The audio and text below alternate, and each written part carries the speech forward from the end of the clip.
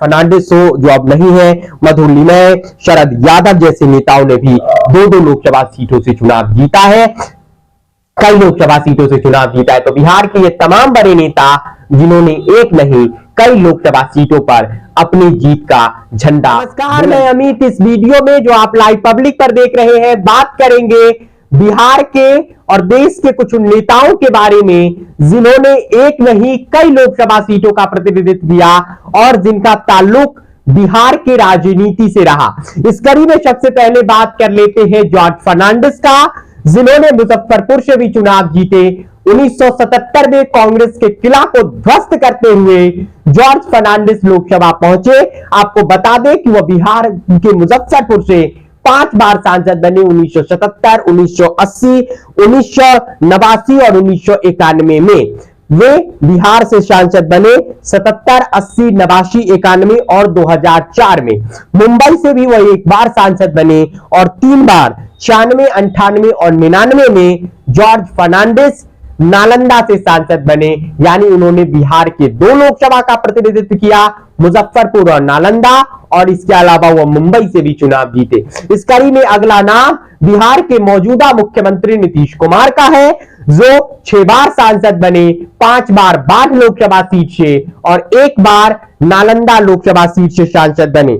इसी कड़ी में अगर बात की जाए तो लालू प्रसाद यादव भी 5 बार लोकसभा चुनाव जीते। इसमें 1977 में वह पहली बार छपरा से चुनाव जीते, फिर यहीं से 1989, 2004 और 2009 में जीत हासिल किया, जबकि 1998 और 2004 में वे मधेपुरा से भी चुनाव जीते थे। 2004 में लालू यादव 2 लोकसभा सीट से चुनाव जीते थे।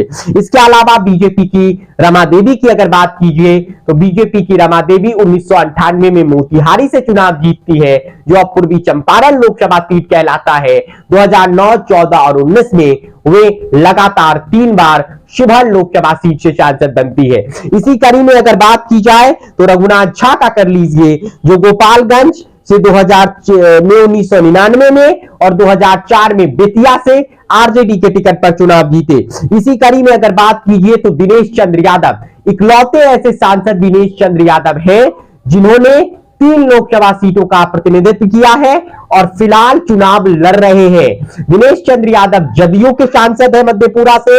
आपको बता दें कि 1999 में वे सहरसा से चुनाव जीतते हैं, 2009 में खगड़िया से चुनाव जीतते हैं, 2019 में मधेपुरा से चुनाव जीतते हैं, 2024 में वो फिर लोकसभा का चुनाव लड़ने जा रहे हैं। इसके अलावा बिहार के कई सारे नेताओं ने लोकसभा चुनाव 2 सीटों से जीता है। पप्पू यादव का जिक्र कर लीजिए, वे पूर्णिया से भी सांसद रहे, मधेपुरा से भी सांसद रहे, फिर वह पूर्णिया से निर्दलीय चुनाव लड़ रहे हैं और जबरदस्त जनसमर्थन पप्पू यादव के पक्ष में पूर्णिया में उमड़ रहा है, जो बीजेपी, जो माफ कीजिएगा राजद और जदयू उम्मीदवारों का हलक सुखा रहा है।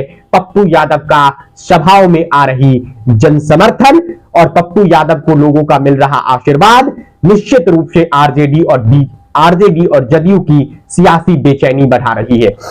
इसके अलावा रंजीत रंजन भी कई लोकसभा सीटों से चुनाव जीती। 2004 में सहरसा से चुनाव जीती, 2014 में सुपौल लोकसभा सीट का उन्होंने प्रतिनिधित्व किया। इसके अलावा बात कर लीजिए शहनवाज हुसैन का, बीजेपी के एक और बड़े नेता का, जो इससे पूर्व 1999 में वे किशनगंज लोकसभा सीट से चुनाव जीतते हैं। अटल बिहारी वाजपेयी सरकार में सबसे कम उम्र में वो मंत्री बनते हैं और आपको बता दें 1999 में वो किशनगंज से चुनाव जीतते हैं, 2006 में वह भागलपुर से चुनाव जीतते हैं, 2009 में भी वे भागलपुर लोकसभा सीट से चुनाव जीतते हैं। शहनवाज हुसैन हाल फिलहाल में उनका एमएलसी वाला कार्यकाल खत्म हो गया है, जिसके बाद बीजेपी ने उन्हें फिलहाल किसी सदन का सदस्य उन्हें नहीं बना के रखा है।